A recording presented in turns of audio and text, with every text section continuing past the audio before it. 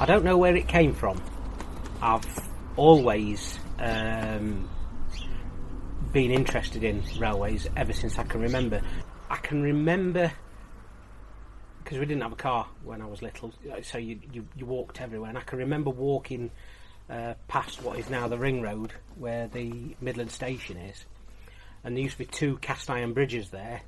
I can remember walking under those bridges and hearing the engines going over them. Now there wouldn't be steaming because obviously I'm too young, but I can remember hearing diesel engines, you know, the big thronging of the locos as they were pulling the heavy loads.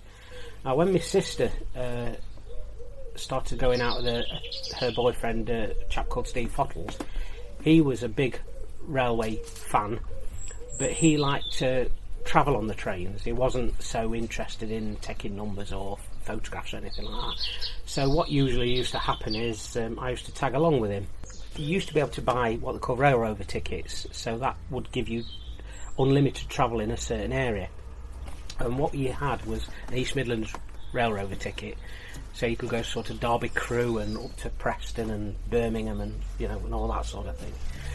And we disappeared. Actually wagged it from school to do this, and we left Chesterfield. We went up to Inverness. We came down to Inverness via Glasgow, travelled all the way down to Penzance, came back up to Shrewsbury, nipped into North Wales, and then went back via Crewe to Chesterfield. It took us 3 days. and my mum didn't find out until quite some time later that yes, I was told off for that. My parents had the business still in those days, so if they went on a trip, I would have the option of either going or not going.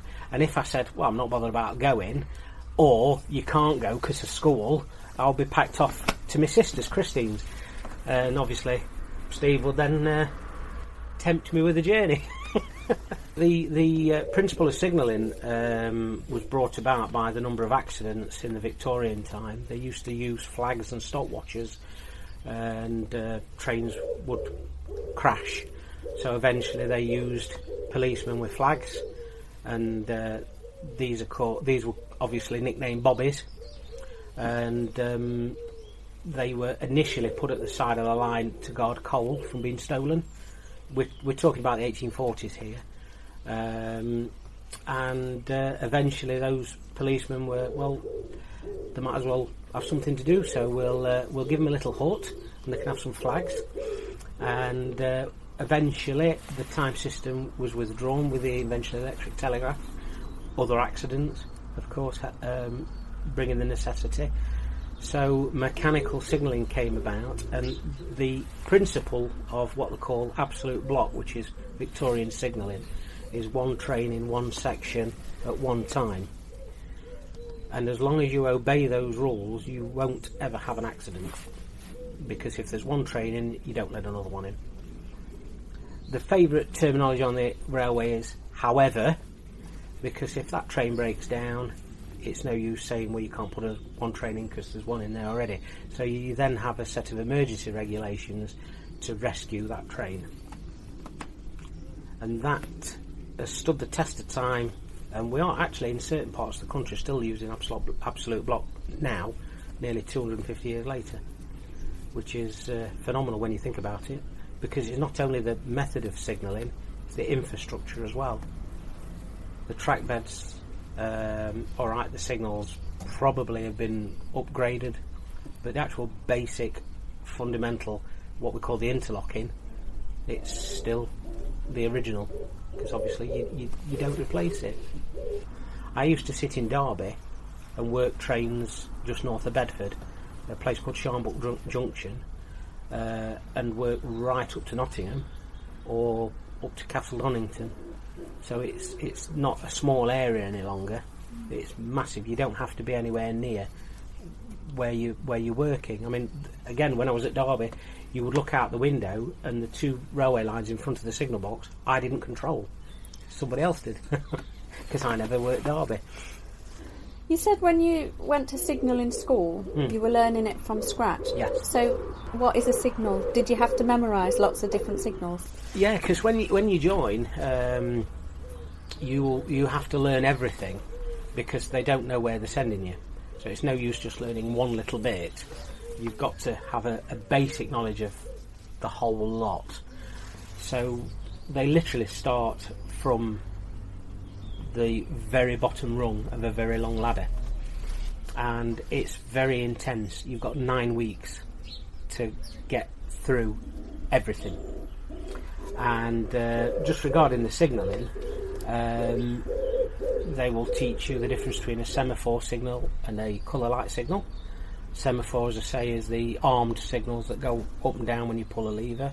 Colour lights, you can use levers to operate them, but it is what it says, it's a colour light. You've got, if we're talking about semaphores, you've got distance signals, which are painted yellow and have a chevron in the end. If that signal is what we call the on position, which is normally stop, with it being a distant, it's coloured yellow, you can pass that signal at a slow speed because the next signal is at red. So it's just warning you that there's a red signal coming up. So is it a series of pulling levers, or do you ring, or is it a bell, or how? Well, again, you're moving on to a slightly different topic there. When you're actually talking about absolute block signals, if you sat in a signal box, you will get a bell rung to you. It's a little bit difficult to sort of explain in layman's terms, so the best way is you've got 3 signal boxes, box A, box B and box C. You're in box B. Box A is the box in rear, box C is the one in advance. So you're sat there and box A offers you a bell signal, which is 1 bell. That's the call attention. That bell signal is given before most signals, not all of them. There are some that you don't call attention for, but pretty much it's to say, are you there? Are you paying attention? Every single bell signal you repeat to ensure you've understood it. So they will ring one, you will ring one back to say, yes, I've got it, I'm waiting. We used to say, when we were training people, railway signalling is 90% boredom and 10% dung hitting the fan, because you could be sat reading your paper, waiting for the service, then you get the emergency bell, and it could be anything from a broken rail, or it could be anything to somebody on the track trespassing, or God forbid it could be somebody's been struck by a train. Or as I had at Sheffield Powerbox, we had the goods line disappearing from underneath a tank train. A bridge collapsed underneath it. So yeah, things do happen. And how do you deal in that 10% of the time? Well, that's when we earn us money. I mean, joking apart, it's really strange because you don't use emergency regulations a lot, but when you do, it just comes out. You just remember. Me personally, you don't really think about it till afterwards. I can't really give you a specific example, but the one thing you don't want to hear when you pick up a telephone is this is an emergency call, because that means that there's big trouble. Mostly drivers will ring up and whinge about something. You know, what you holding me here for, or blah blah, or this, that and the other. But, you know, if a piece of trackside equipment picks up hot axle box or something like that, you've got to deal with it, obviously, but that's your decision. But when somebody rings up and says this is an emergency call, it's something that's really, really life-threatening, if it's not already cost a life. So you sort of, we used to just put our hands up and click in the power box, because there was only 5 of us, and everybody knew that if somebody's hand went up and that happened, all banter stopped immediately. You tend to deal with it and then fall apart later. I had an incident a few years ago, quite early on in my career, and I was in a manual signal box, and I had a train crash. A a farmer went across a level crossing without my permission, and I'd signalled the train at line speed, and it went past the signal box at 60 miles an hour, and it hit this combine harvester, and the guy was lucky not to be killed. But I was told about that accident by train crew, and you go into protective mode and all this sort of stuff. And quite rightly, the powers that be descend, you're relieved of duty, you have to be checked to make sure you've not done anything wrong, so you can't go to the toilet until you've provided a specimen, you know, for drugs and alcohol, etc. And I was absolutely fine, you know. I'd remembered not to move anything, because obviously, again, until it's signed off, it's a crime scene. So I'd remembered not to touch anything, and the signal manager came out. Eventually the police came. I was offered to give the sample there, the signal box in the outside toilet, which I did. But they were on about taking me to Derby to put me in custody. I was cautioned, and eventually I had to go and answer some questions, which they again did in the car. I don't know why they did it in the car, but afterwards they were happy I could go home, but they wouldn't let me drive home, so I was taken home.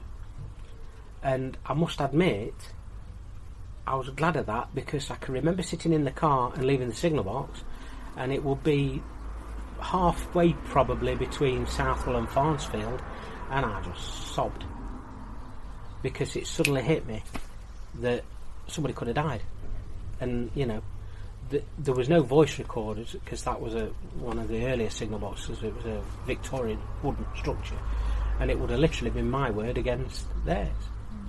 You know, and it's not a nice sort of feeling. But every trainee I've had since, when I've been instructed, you drill it into them.